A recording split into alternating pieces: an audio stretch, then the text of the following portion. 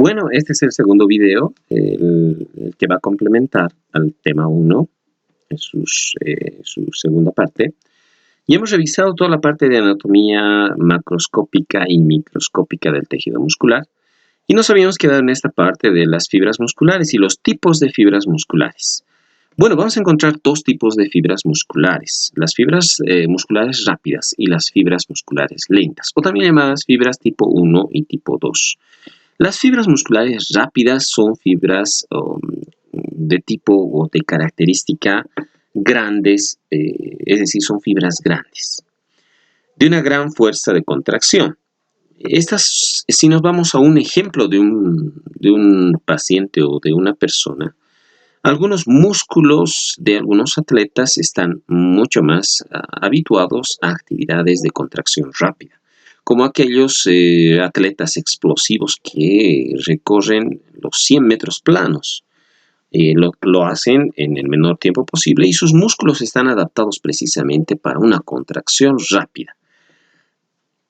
Todos los músculos tienen fibras musculares rápidas y fibras musculares lentas. Las fibras musculares rápidas generalmente se dan en músculos que generan una contracción explosiva o rápida o de gran fuerza. Tienen un extenso retículo sarcoplasmático porque tienen un objetivo esencial, un objetivo primordial, el cual es acelerar el metabolismo en el consumo de glucosa y de fabricación de proteínas. Grandes cantidades de enzimas glucolíticas es una característica también en el interior de las fibras musculares rápidas. Una menor irrigación sanguínea, no necesitan tanto oxígeno, lo que necesitan es almacenar energía. Un menor número de mitocondrias porque no necesitan producir, como ya hemos dicho, una gran cantidad de oxígeno, sino lo que necesitan es generar o almacenar energía para después, de una manera explosiva, generar una contracción rápida. Aquí vemos, por ejemplo, esta es una imagen muy interesante, ¿no? Aquí vean las diferencias. Bueno, como lo que habíamos dicho hace un momento, este músculo en sí está formado por fibras rápidas y fibras lentas. Las fibras rápidas, como no necesitan una gran cantidad de oxígeno, no necesitan mucha irrigación y por eso la ven de este color, de color azul. Sin embargo, las fibras lentas ya se estarán dando cuenta, estas sí son de contracción lenta, pero de mucha resistencia. Y necesitan gran cantidad de oxígeno para poder realizar su actividad. Y es por eso que aquí las representan de color rojo. Las fibras lentas, ya las habíamos visto hace un momento en la imagen, son pequeñas fibras, a diferencia de las rápidas, son fibras pequeñas.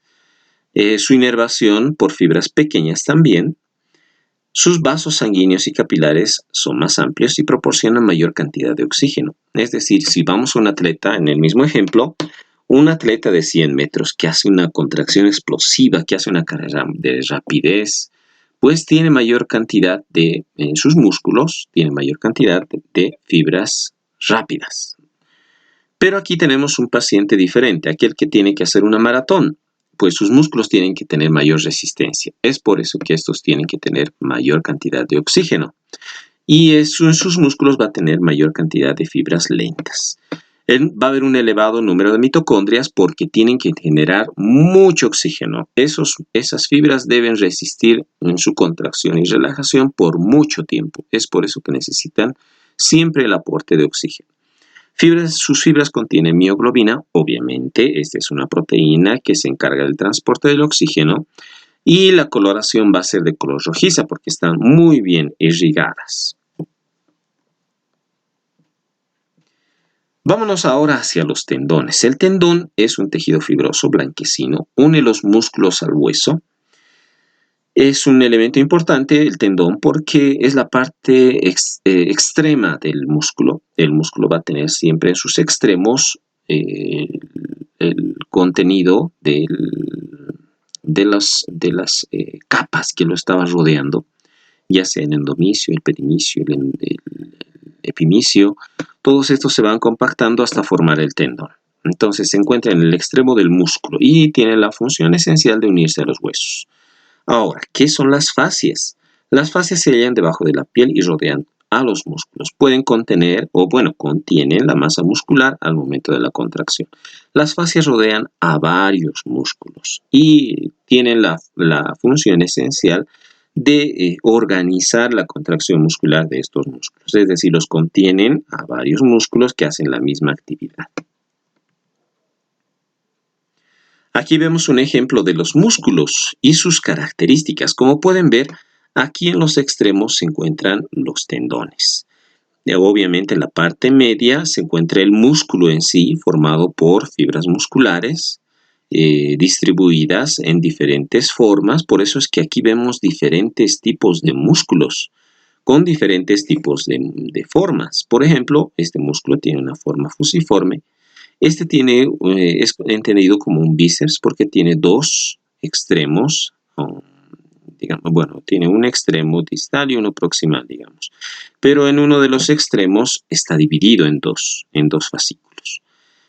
También tenemos un tríceps que también tiene la misma característica.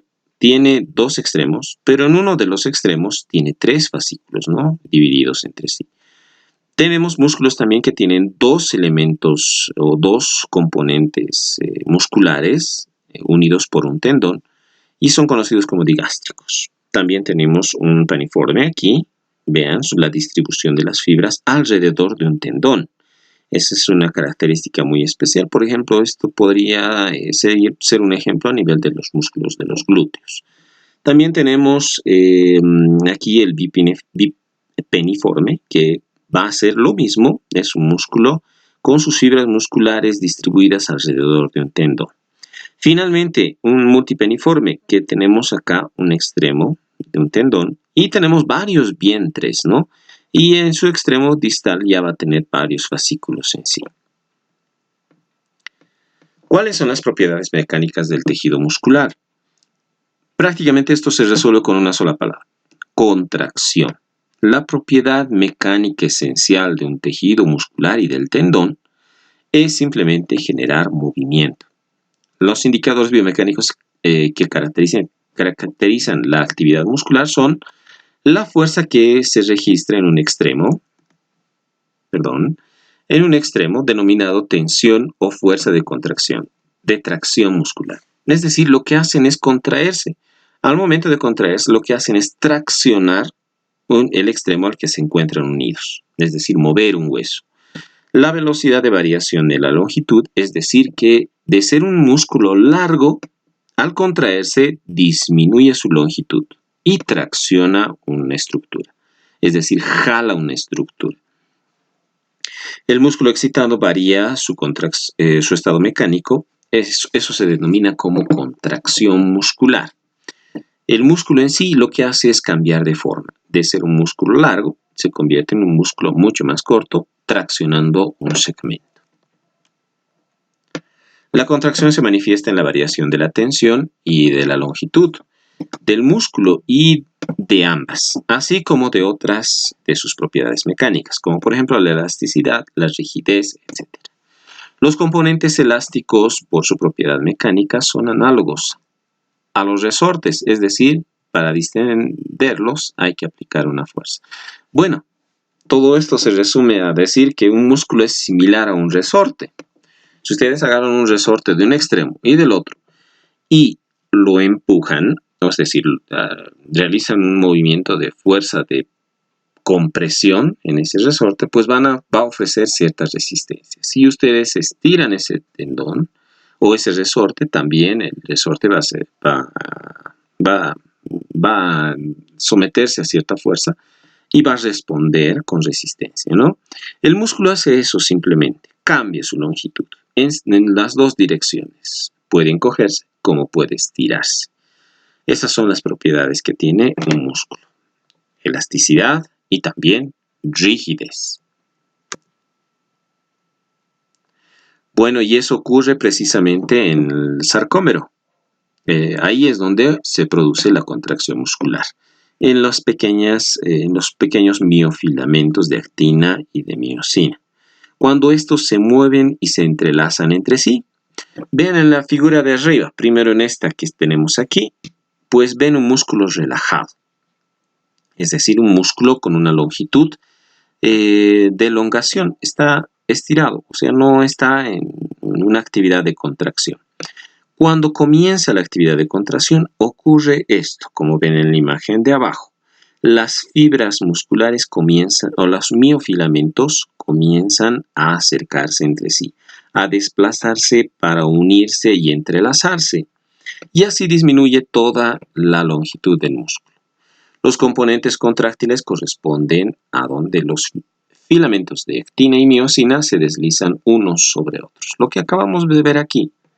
Vean, aquí los miofilamentos se están desplazando y entrelazando entre sí, se están uniendo, están acercándose un poquito más. Según la intensidad de la contracción. Bueno, hay muchas veces la contracción puede ser leve como puede ser una contracción intensa. La contracción muscular se manifiesta en variación del estado mecánico de un músculo, la variación de la tensión o fuerza, variación de la longitud del músculo, ¿no? Es decir, lo que acabamos de decir, todas las propiedades mecánicas. Va a variar su longitud, también vamos a observar en este tejido muscular tensión y también se va a ejercer una fuerza. Las lesiones frecuentes. Bueno, aquí ya estamos terminando un poco el tema. Me alegra mucho que revisemos ya desde el principio de esto. Las lesiones, la clasificación de las lesiones. Vamos a tener una clasificación grande de lesiones de tipo osteotendinoso y después vamos a ver la parte ósea y la parte articular. Vamos a ver ahora las lesiones frecuentes de la parte muscular y la parte tendinosa. Primero la parte muscular, la fatiga muscular. La fatiga muscular es simplemente cuando se realiza una actividad física después de mucho tiempo. Lo que nos ocurre actualmente, estamos en una época de cuarentena y en este momento si salimos de la cuarentena, nos vamos a un gimnasio y comenzamos la actividad, pues nuestros músculos no están preparados todavía para esa actividad. Deberíamos empezar de forma progresiva, pero sí o sí vamos a sufrir de fatiga muscular. Pueden aparecer de 24 a 72 horas después de realizar la actividad física y afecta a un solo músculo o a un grupo muscular, dependiendo de la actividad que estemos haciendo. Lo que pueden ver es esto prácticamente en nuestro medio, como nosotros aquí en Bolivia, en La Paz, nosotros lo catalogamos así, es prácticamente la macurca, ¿no? Es decir, es esa fatiga de los músculos después de haber realizado actividad muscular, ya sea sobreexigiendo al músculo o simplemente ese músculo no estaba preparado para una actividad normal o actividad muscular física, ¿no? Otra lesión interesante es el calambre. El calambre es una contracción muscular involuntaria, intensa y dolorosa. Esto va a ser consecuencia de un sobreesfuerzo, en muchas ocasiones por deshidratación. Bueno, en este momento probablemente el calambre solamente se debe a que exigimos a un músculo demasiado en un corto tiempo. Es decir, que este músculo no estaba preparado en su momento para poder realizar la actividad muscular y nosotros le exigimos una actividad muscular intensa, repentina. Y como respuesta vamos a tener esta contracción muscular involuntaria, ¿no? Obviamente esto es cuando realizamos una actividad física o exigimos al músculo. No hay que confundirlo con actividades o problemas neurológicos. La distensión muscular es simplemente el desgarro, pero es un desgarro pequeño. A ver, ¿cómo lo podemos interpretar? Es el sobreestiramiento del músculo, pero sin llegar a un daño o ruptura. Es decir, que solamente hay una pequeña lesión a nivel de las fibras musculares que es prácticamente imperceptible. Si nos vamos a ver al músculo ahí en nuestra presencia, pues este músculo no está roto. Pero sí en su interior, si vamos a la parte microscópica, vamos a ver que sí hay daño en este músculo. Se da por lo general cercanas a la unión músculo-tendinosa y lo que experimenta el paciente va a ser un dolor súbito en el músculo. Aquí vemos una imagen y una imagen muy interesante. Lo que podemos captar es en el grado 1 la distensión, ¿no? Vean acá, prácticamente el músculo está intacto.